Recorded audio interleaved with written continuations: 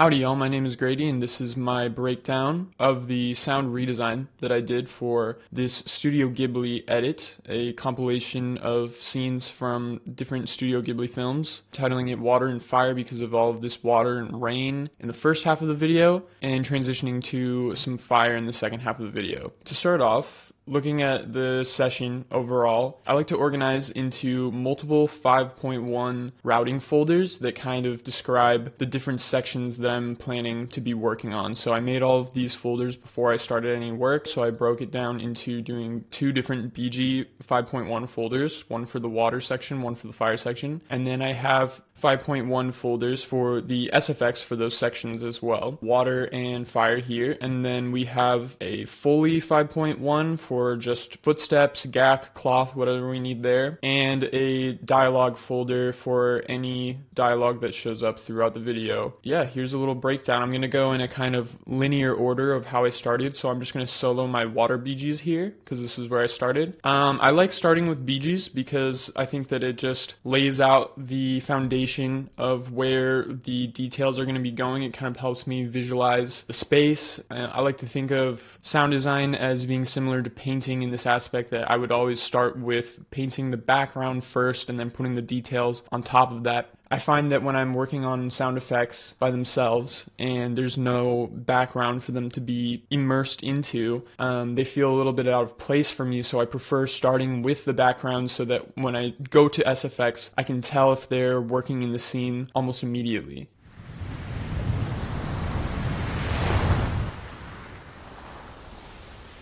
So to start off for this, I like to think that every scene needs one BG track at least that is kind of anchoring the scene. I call it my anchor BG. So in this first scene here, the anchor BG would be this first track here, which is just this heavy ocean waves kind of sound.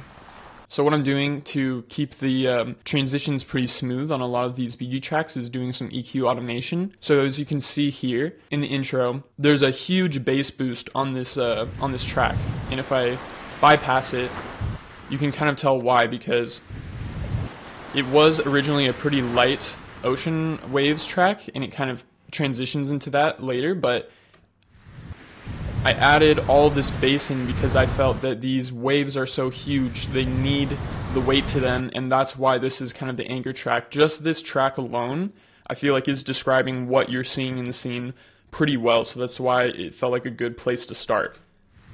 And then right as it transitions into the next scene here, the EQ changes and it takes out some of that heaviness, but it keeps the same vibe going on here with the waves down at the bottom. After I have an anchor track that is kind of describing what I want in the scene, I decide where that's going to be placed, and in this case it's very much in the front of the stereo image to just kind of draw your eyes towards the screen, what you're seeing in front of you. We're not assuming that there's anything behind the characters here because they're standing on solid ground.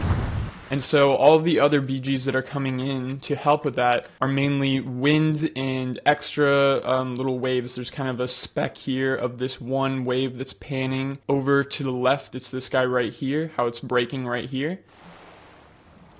It's kind of coming in right and then breaking left. And that added with the weighted waves adds a little nice description of this wave moving here, and then the rest of the BGs in that layer.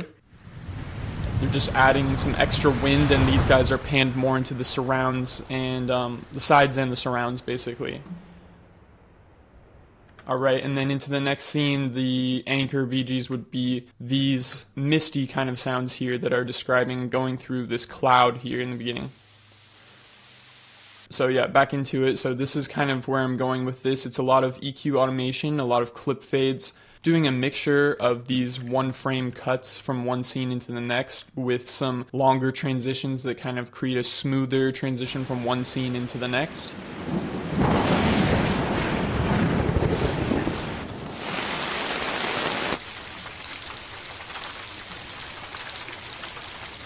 In this scene here, I got a lot of different textures for rain to kind of emphasize the umbrellas, mixed with some more ambient kind of rain as well, and environmental rain.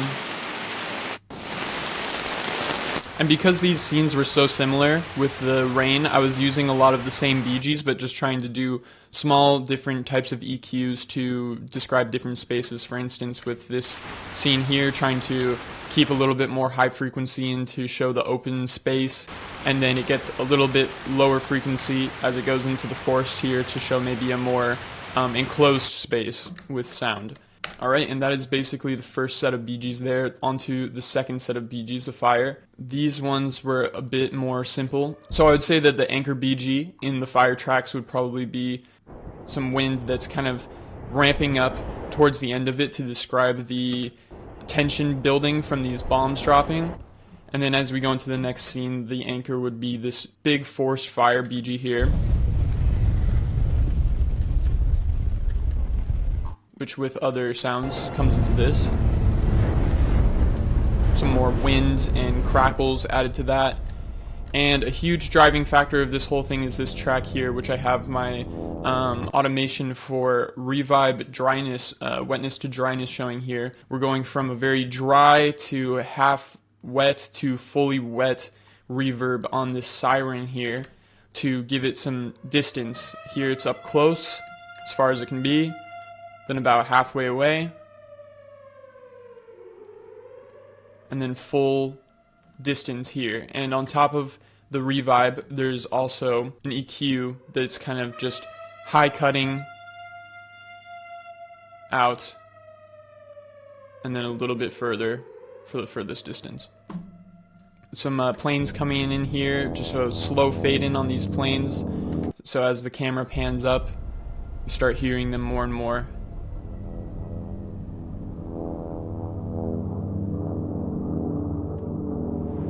And so with all the BGs being set, it was time to get into SFX. I started with the water SFX here. And as you can see, there's not too much going on in the video until this one scene where there's a whole lot of stuff going on. And then towards the end, it's real simple as well. So I'll go through this guy pretty quickly. Just gonna solo this. All I did here was add this little ringing kind of effect to this pull. Maybe even that sounds like it's too loud to be describing something that's barely moving here. But this is why I do the BGs first, because as soon as the BGs were in and I put these in, you can see how much it's buried in the mix of those BGs. And I feel like this volume is actually accurate to describe something. If you want to be describing this pull at all, it's working best at this volume because it's still pretty light in the mix, the grand scheme of things, but it does a little bit to describe just this thing right in the center of the screen, right? So for this, a pretty simple whoosh sound that I'm doing here with a little bit of EQ and panning on it, and then this recording that I did of some kind of straw-like texture that I had in my house. I was just waving it in front of my microphone. This to describe the broom.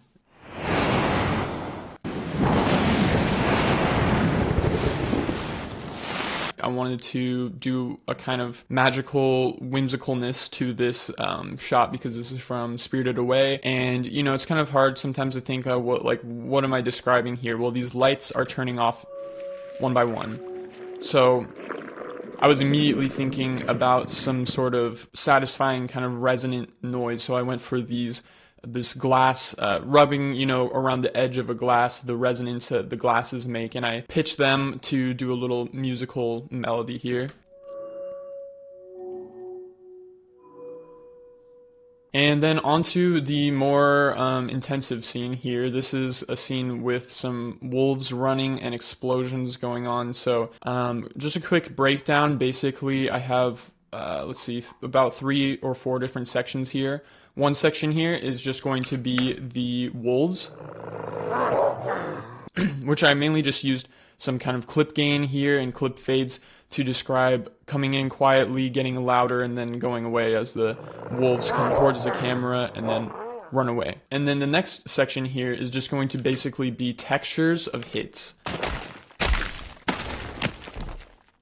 So this is just the surfaces that the bombs are hitting or the explosions are hitting. I was putting these little markers in here to notify me which hits were hitting the ground and which ones were hitting wood, because I wanted to try to describe those tree breaking textures a little bit more clearly, differentiate them from the ground textures here. And then we got this layer of just explosions and cracks here, with volume and panning automation on everything here, trying to describe kind of where they are in the picture, basically. And a little bit of character for these as well, with a kind of 8-bit sizzling. Right, so all together, this came out to sound like this.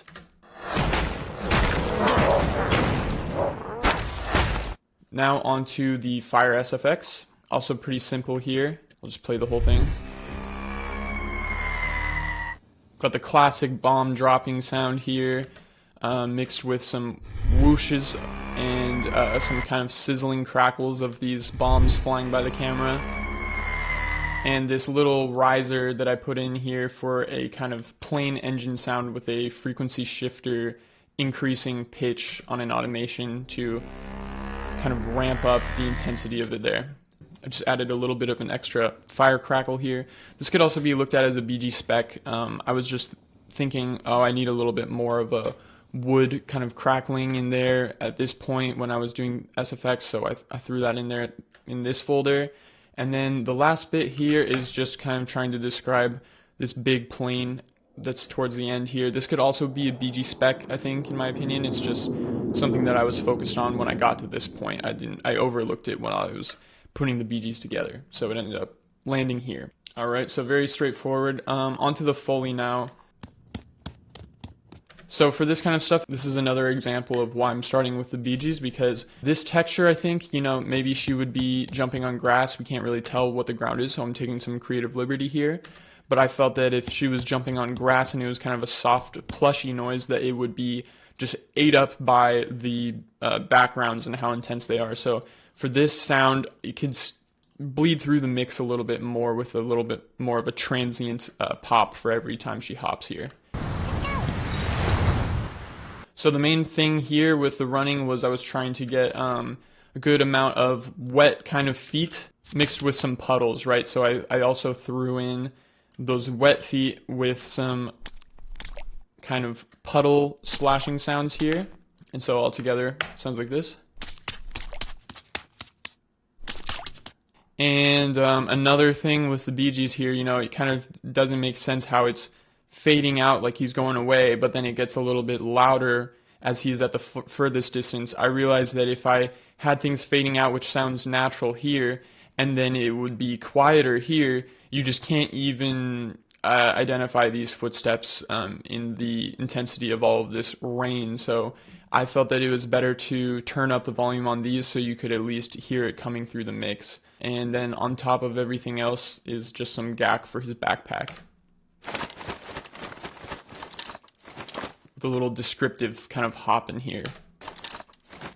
And so all of that together sounded like this. And then onto the wolves, I actually ended up reusing the same wet feet that I'm using here. I wasn't too worried about synchronizing perfectly with every footstep of the wolf here. There's a lot going on in this scene with explosions, so I just thought that describing the kind of volume automation of quiet to loud to quiet again would be more important here. So I mainly just did like kind of a doubling of the human footsteps with a little bit of a cadence to them so that they're creating that galloping dog kind of feeling, basically. And then onto the last scene is just some cloth that I recorded here to describe this kind of cloth waving in the wind, and that ended up blending in pretty well with all of the other fire and wind sounds here.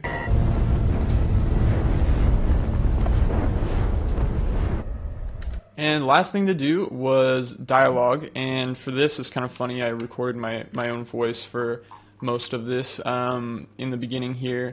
I just did a little performance trying to act like a kid, and then I pitched up my voice. Come on, let's go. So I got a little Ponyo character there, and then I did the same thing for this one here. It's pretty good. And then over here, just some running efforts. And then here, just some grunting efforts from this character. And finally, some walla that I found in Sound Library for these soldiers or this group of people moving up the mountain. Got some horses mixed with just some commotion. These are called infantry and cavalry walla recordings. And this last one here is just a little bit of like murmuring, light murmuring. Alright, and so that is basically the full breakdown. I also have this reverb send here that I was using periodically. Typically I would have multiple reverbs for different rooms. There aren't any rooms in this entire video, so I just use this as like basically a distance verb that I would put on some tracks if I felt like I needed it, or it was kind of more just for an effect. I think I mainly used it on this BG here just to kind of push into the magical feeling of this movie. Yeah, and so that's basically it. If you guys want to see the whole video and see how it came together, it is on the YouTube channel, it is on my website, you can find it there. Thanks for watching.